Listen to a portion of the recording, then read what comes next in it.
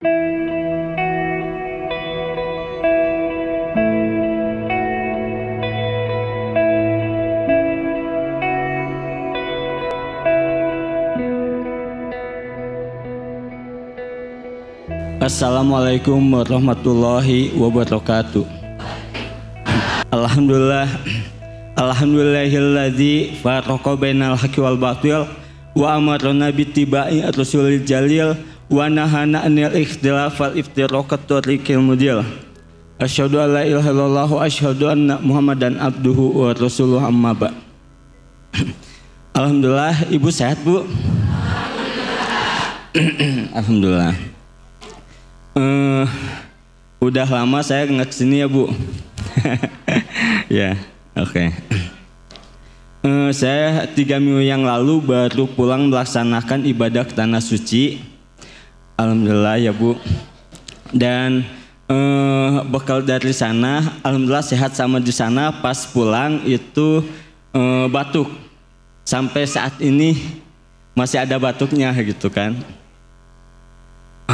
Tapi tetap alhamdulillah bisa menjalankan amanah untuk menyampaikan waris di beberapa tempat. Kemarin terakhir tuh dalam kondisi batuk saya pun ngisi di MT Yasmina. Itu. Oke, Bapak Ibu, kita akan mengulang tentang pembahasan hibah, wasiat dan waris. Da Ibu mak dah diamutan wae. Ya, kenapa Bapak juga sama, Pak? Dong yes ya, saya mah diingetan. Harus Bapak pun harus diingetin. Kenapa?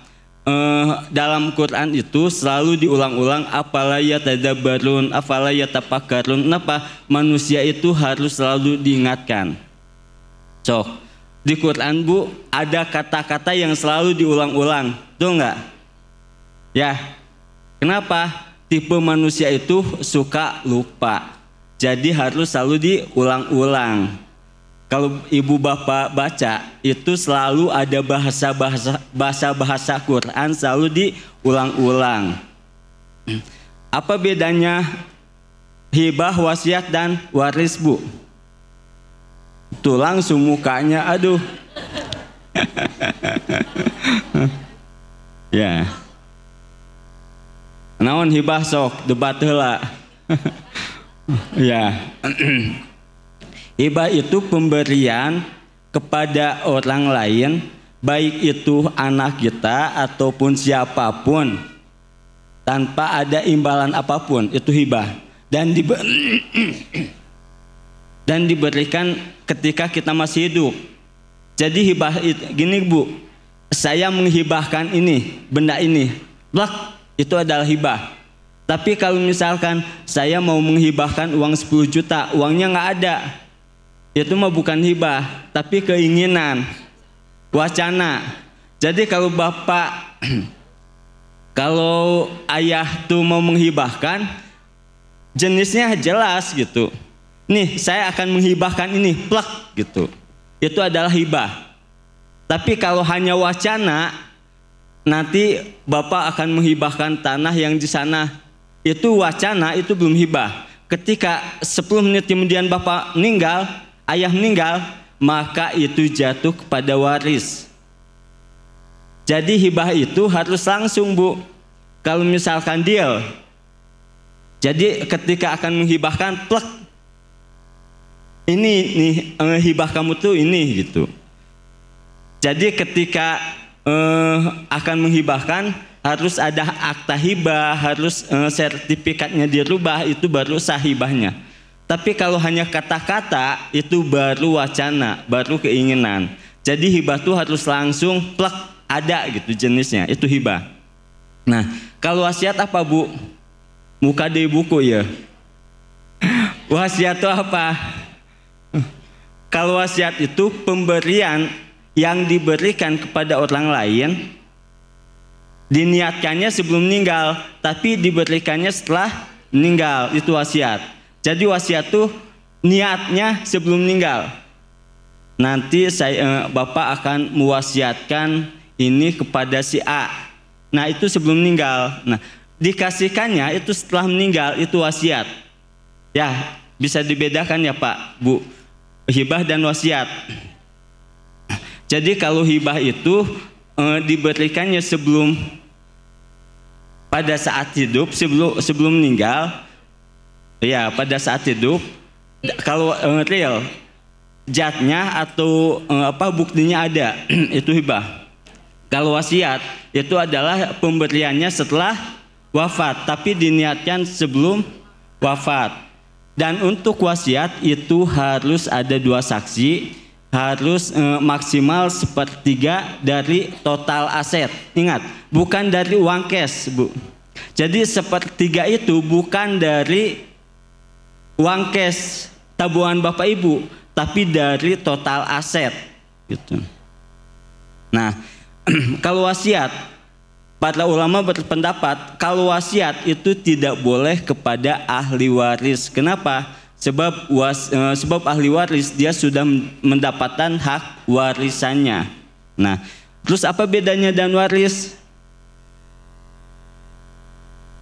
Nah, waris bedanya naon? Muka di buku, aduh iya mah. Tiap minggu, tiap bulan saya ngasih tausiah tentang waris, masih buka buku, aduh. Waris itu adalah berpindahnya kepemilikan dari orang yang sudah wafat kepada ahli waris. Jadi beda ahli waris dalam Islam dan ahli waris bahasa kita. Kalau bahasa kita mah ahli waris tuh dia yang menguasai ilmu waris. Tapi dalam Islam ahli waris itu dia yang berhak menerima waris. Hati-hati Bu, ibu-ibu biasanya pengen menguasai harta suami. Biasanya, insya Allah di sini mau pada soleh. Mayoritas. Kenapa? Kata ibu tuh, harta ayah tuh milik mama, tapi harta mama milik mama. Aduh iya, jika nya betul. Jadi ibu tuh punya rumus, harta ayah mah punya mama, tapi harta mama punya mama. Ya, cek saha Bu? Cek ibunya. Ya. Aduh hati-hati Bu dengan rumus yang menyesatkan. Iya, rumus menyesatkan. Bu, kalau misalkan tabungan Bapak nih Pak, tabungan Bapak teh dijebol ku ibu, ngambek moal. Pak, ngambek moal. Ya? Moal. Soleh teuing Bapana. Soleh teuing Bapana.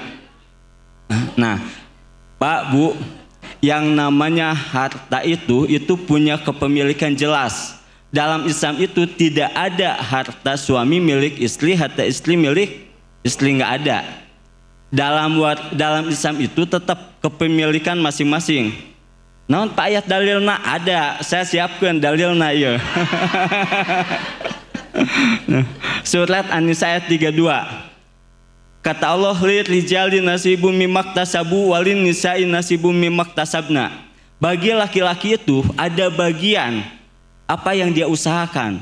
Jadi laki-laki itu ketika dia mengusahakan, maka itu hak dia, itu milik dia. Walin nisa'i nasibum mimaktasabna, dan bagi wanita pun sama, ada kepemilikan, ada hak apa yang dia usahakan. Jadi tidak bisa harta suami milik istri, harta istri milik istri. Nah, itu budaya yang menyesatkan. Rumus yang sangat menyesatkan. Ya. Ya. Itu Bu, hati-hati dengan teori-teori yang sesat tuh. Tenang Pak, dibela aku abdi Pak. Ya. Ya, gini, banyak kasus-kasus waris yang punten anak itu menjadi ngeluh ke saya. Jadi banyak anak-anak yang ngeluh ke saya bahwa hartanya itu dikuasai oleh ibunya. Kenapa? Sebab dia punya rumus itu. Harta bapak milik harta bapak milik ibu, milik mama, harta mama milik mama. Nah, itu nggak bisa. Ya. Jadi bisa wae, ya nggak bisa. Kita mau mengikuti hukum adat atau hukum Islam? Islam, ya sepakatnya harus mengikuti hukum Islam. Bu, sebulan yang lalu itu saya dapat telepon. Ada yang telepon ke saya, dia mau konsultasi waris. Dia bilang, Pak Ustadz, saya tuh sudah mati. Saya sudah mati. Saya sampai ngahulang. Saya sudah mati. Nah, saya tanya, saya kaget. Loh, saya yang telepon ke saya ini siapa? Iya, saya. Saya Bu Yuli. Bu, Anda itu siapa? Anda sudah jadi Anda sudah mati. Oh enggak, maksudnya Pak Ayat, ayah saya sudah mati. Nah itu. Jadi kalau misalkan konsultasi itu harus jelas gitu. Apalagi waris. Ingat, kadang suami itu selalu mengatakan bapak, ayah. Itu nanti hitungannya akan beda. Ya. Jadi kalau konsultasi dengan ahli waris itu harus pertanyaan itu harus jelas. Kenapa? Sebab itu akan mempengaruhi hitungan ke depannya. Dan kalau hitungan itu salah, semuanya bisa salah. Ya. Ya, kalau di kita tuh suami dikatakan bapak.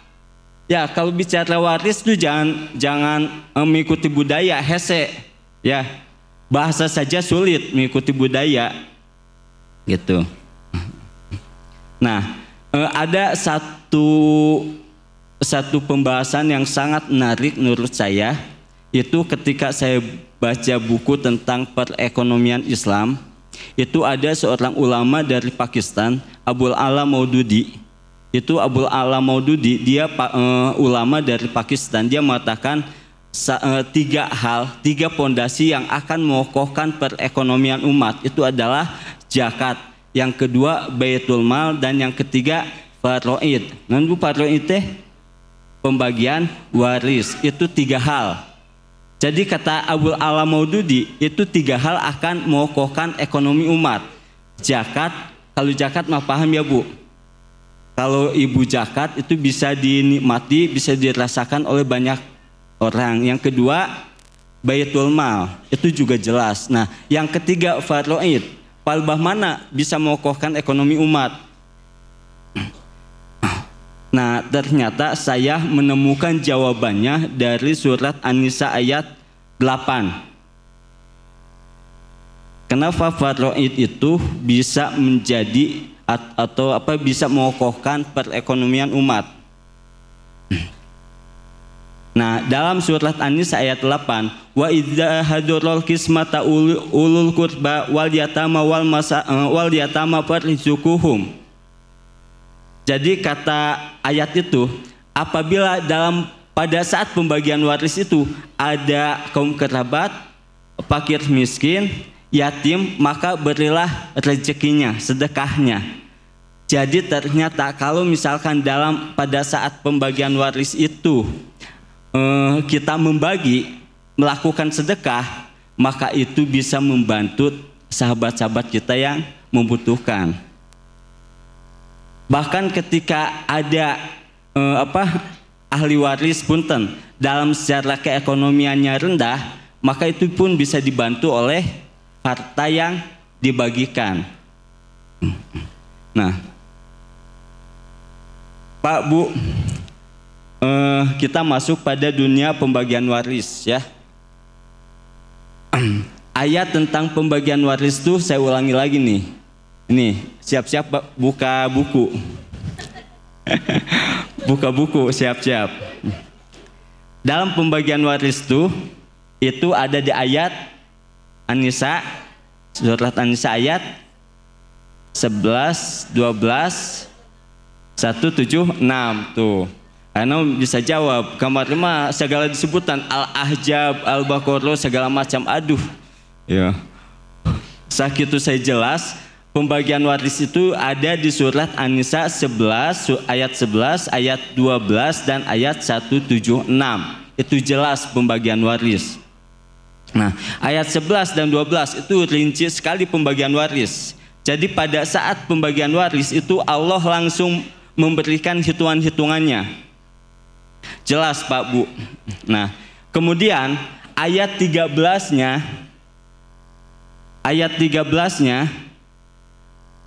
itu ditutup dengan ancaman. ditutup dengan imbalan. Jadi barang siapa yang melaksanakan pembagian waris sesuai dengan hukum Allah, maka Allah akan memberikan pahala surga. Kemudian ayat 14-nya ditutup dengan ancaman. Barang siapa yang tidak melaksanakan hukum Allah, hukum waris, maka itu akan diadab. Iya. Cok, buka surat An-Nisa ayat 13 itu tentang imbalan surga, ayat 14 tentang ancaman atau adab Allah ketika kita tidak melaksanakan hukum waris.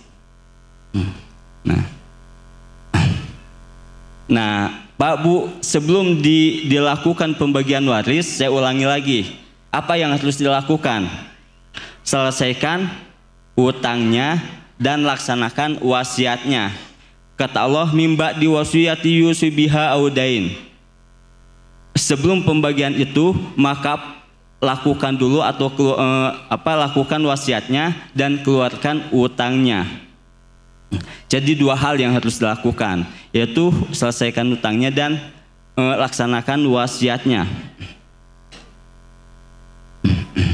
Nah, walaupun dalam ayat ini yang didahulukan wasiat, jadi ayat ini mendahulukan kata wasiat, tapi Nabi mencontohkannya lebih mendahulukan utangnya. Jadi ayat ini ada kata-kata au itu atau. Jadi bukan prioritas. Jadi ayat itu bukan harus memprioritaskan wasiat, tapi yang harus diprioritaskan itu adalah hutangnya. Jadi kalau ada hutangnya, sebelum wasiat dilaksanakan, hutangnya dulu ditunaikan. Oke.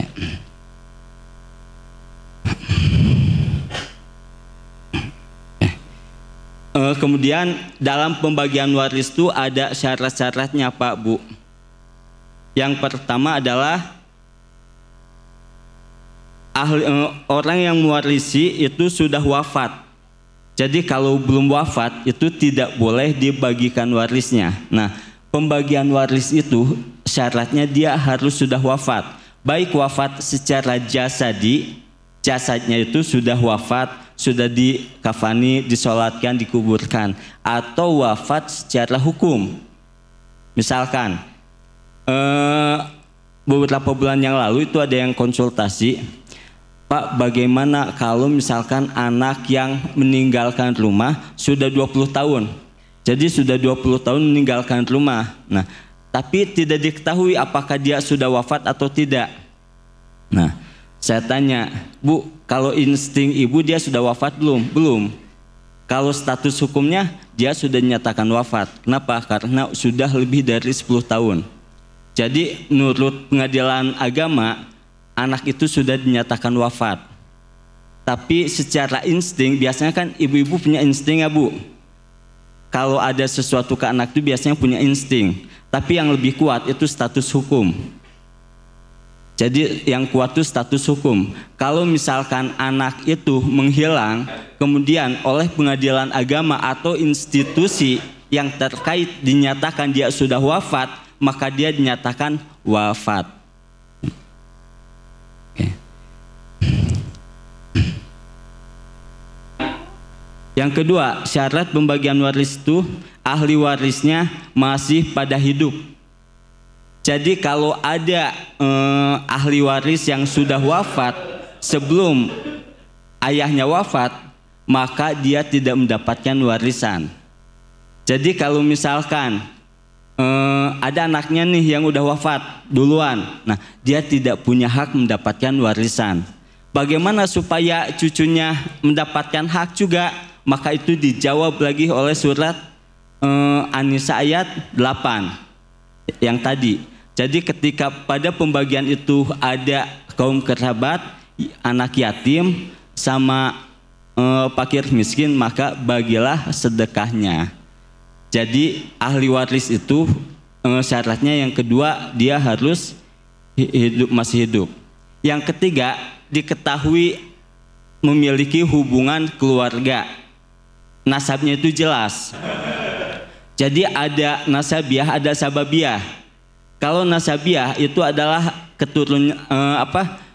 dia adalah betul-betul keturunan si A. Kalau sababiah itu ada ikatan nikah.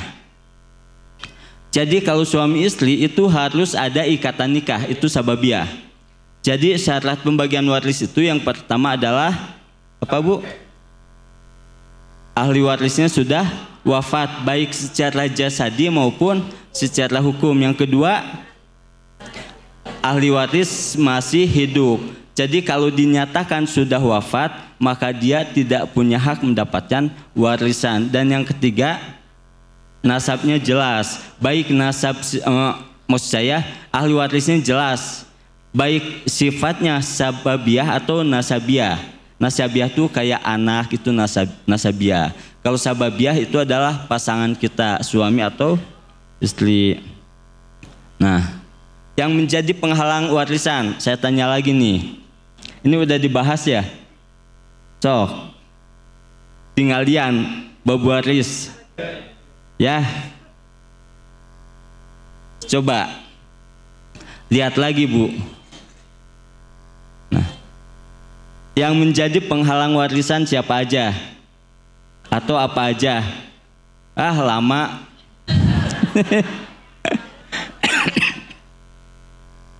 Yang menjadi penghalang warisan itu adalah pembunuhan. Jadi kalau cucu membunuh kakek atau neneknya, dia tidak punya waris. Atau anak membunuh orang tuanya, dia pun tidak punya hak waris. Yang kedua adalah beda agama. Nah, kalau beda agama pun sama. La yarisul muslim al kafir wa la yarisul kafir al muslim. Jadi tidak punya hak orang muslim mewarisi kafir. Sebaliknya, dan tidak punya hak orang kafir mewarisi muslim. Sekalipun itu anak kandung, dia tidak punya hak untuk diwarisi kalau dia beda agama gitu. Itu. Saya ulangi, yang menghalangi warisan apa Bu? Pembunuhan. Yang kedua, beda agama. Nah, Bu, ketika pembagian waris yang pertama dibagikan laki-laki atau perempuan? Ya? Ya. Yang paling pertama dibagikan itu bukan laki-laki, tapi perempuan. Kenapa? Laki-laki itu kan asobah. Asobah itu bisa banyak, bisa sedikit. Kalau yang jadi asobahnya itu anak, maka dia akan banyak. Asobah itu apa? Sisa. Kalau ibu membagikan makanan, sisa itu di awal, di akhir. Di akhir. Jadi logikanya pembagian waris itu laki-laki itu, bapak itu di akhir. Gitu. Jadi kalau misalkan ada suami, kemudian ada apa? Anak wanita sama anak laki-laki, misalkan, kemudian ya itu. Maka yang misalkan ahli warisnya itu ibu, istri sama anak laki-laki, anak perempuan. Maka yang pertama dibagi siapa? Istri sama ibu. Istri berapa? 1/8. Kalau ibu 1/6. Nah, maka sisanya itu dibagikan pada anak. Siapa aja anaknya? Laki-laki 2 bagian, perempuan 1 bagian. Nah, Bapak Ibu, pembagian waris itu simpel. Hanya ada 6 bagian. Yang pertama adalah 1/8, yang kedua 1/6, yang ketiga 1/4, yang keempat 1/3, yang kelima 1/2, dan yang keenam 2/3. Jadi rumusnya cuma ada 6. Selebihnya itu adalah asobah, sisa. Pusing cina. Oke. Ya, pusing. Jadi pembagian waris itu ada yang 1/8, ada yang 1/6, ada yang 1/4, ada yang 1/3, ada yang setengah, ada yang 2/3 gitu. Sisanya asobah. Asobah itu apa? Sisa. Ya. Oke. Udah cukup ya Pak Bu? cukup liar. Ya, makanya. Ya, ya, ya. Bagaimana kalau dia masih hidup ada gangguan jiwa? Kalau misalkan jiwanya masih hidup, jasadnya masih hidup, tetap dia punya hak bagian. Tapi nanti dikelola oleh orang yang bertanggung jawab. Misalkan oleh walinya atau siapapun sebagai penanggung jawab, dan catatan dia bisa berlaku adil. Jadi tetap selama jasadnya itu masih hidup, sekalipun jiwanya ada gangguan, tetap dia mendapatkan haknya gitu. Pak, ada lagi Pak Bu? Oke, tidak ada ya. Ya. Oh iya, gini, warisan itu ada yang boleh dibagikan, ada yang boleh disedekahkan. Kalau misalkan pakaian, pakaian dijualan tuh saya bagikan Bu, ya, ya. Jadi kalau misalkan orang tua kita tuh meninggalkan pakaian yang banyak, udah aja lah sedekahkan ya, nggak usah dibagikan, nggak usah nggak usah dibagikan secara hukum waris, tapi bagikan siapa yang mau disedekahkan mangga ya. Ya, terima kasih Bapak Ibu, waktunya sudah habis. Aku lu qouli hada wa astagfirullah li wa lakum. Rabbana atina fid dunya hasanah wa fil akhirati hasanah wa qina adzabannar. Wassalamualaikum warahmatullahi wabarakatuh.